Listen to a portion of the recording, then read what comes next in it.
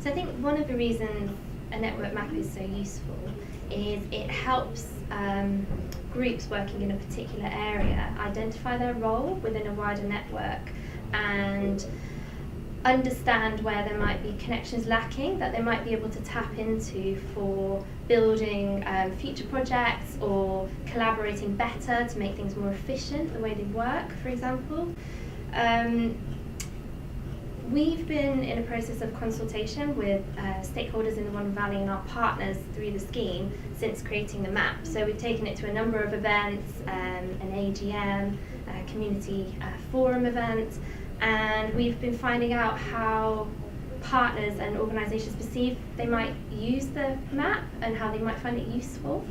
And I think some of the things that have come up are they might be looking to include a snapshot of their relationships within future funding bids, so to show how connected that organisation is and how well it can deliver particular projects through the network that they've created around them. So they think it might be a good snapshot to kind of capture that information and use it to prop up these bids. So that was one of the main things. And the other thing on a basic level is it's just a pretty picture. It's a beautiful interactive diagram that can be used at events, especially when there's lots of networks and lots of people there. It just gives that basic message of it's a complex place. It's interesting. Definitely one of the challenges is when you set out to develop a network map, you're in a position where you are doing that from your own limited knowledge. So you are one person in a huge periphery of organisations and people, and actually you're creating a snapshot of your own insight. So I think through doing this process we've uncovered other organisations we were perhaps aware of but weren't quite aware of their role within the greater community. And so we've done quite a bit of research, literally just sitting there and Googling sometimes and looking at people's meeting attendee lists and social media accounts to get a bit of more insight. So we've tried to back up our own thought process with other mechanisms and more sort of tangible evidence, yeah. But it's definitely a learning curve to say actually it's just a snapshot of your own knowledge, and to make it a really robust tool you have to do a lot of consultation work around it with the stakeholders who you're placing on the map. So it's no good just actually putting those people there and hoping that's the true representation. You actually have to go to those stakeholders and say, do you agree with this theory, this network map that we've created, and get them to edit it. So it's definitely an evolving process. I think one we thought might be quite static is actually more of an evolution and actually involves a lot of consultation, which in itself is really interesting.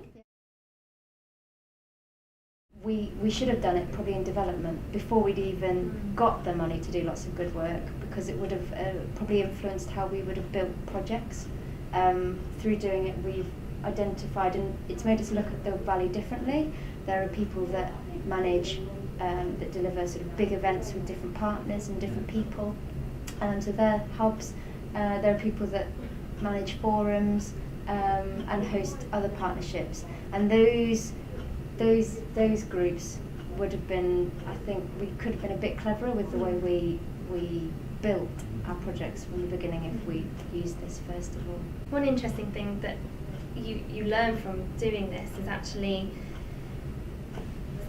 sectors or organisations that you're lacking within your wider network. So for example, we have quite a strong basis of natural heritage conservation organisations within the valley, but maybe not so much music or cultural or arts organisations. That perhaps is due to our own limited knowledge and the way our programme has been run. I would say do it, but make sure you've got enough time to indulge yourself, because we've got quite addicted, but yet we're in a position and our roles mean that we can't prioritise this above just delivering our projects and getting the job done. So I think this needs to be built in and enjoy it, but build in enough time so you can do it properly. And one of the things we came to realise is actually, depending on the network that you're trying to map, it can be quite a politically charged tool to both create and then use. Because it can highlight your ignorance quite easily, can't it? And it also, I mean, through doing it, it highlights the sort of top players, the big weavers within a network, which again, depending on your network, can be quite a politically charged situation, because if you've got multiple organisations who are trying to act as hubs and coordinating relationships and brokering relationships, it's quite interesting to map those and see how they interact with each other, and it could be, you know, used as a tool to develop one further than another. Not all organisations that are borough or cross-borough working are the kind of hubs, that they're sometimes the more local organisations. They might not promote themselves in that way either, because that's the thing, a lot of organisations are doing this work, but they don't promote themselves or big themselves up as doing it, whereas obviously the people with the loudest voices, they weren't the surprise, but it's those small sneaky ones that were quite fun to find.